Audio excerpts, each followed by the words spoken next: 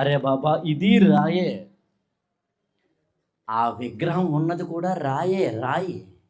ఇది రాయే, ఇది రాయే, అది రాయే.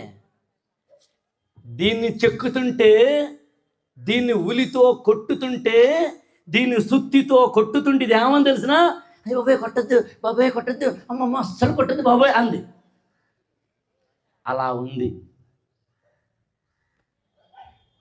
దాన్ని కొడుతుంటే ఇక్కడ కొడితే, ఇక్కడ కొడితే, ఇక్కడ కొడితే, ఇక్కడ కొడితే, ఇక్కడ కొడితే రాళ్ళ దెబ్బలు తింది. మార్నింగ్ 5కి లేచింది. ఇంగ్లీష్ నేర్చుకుంది. సోషల్ స్టడీస్ తెలుసుకుంది. హిందీ తెలుసుకుంది.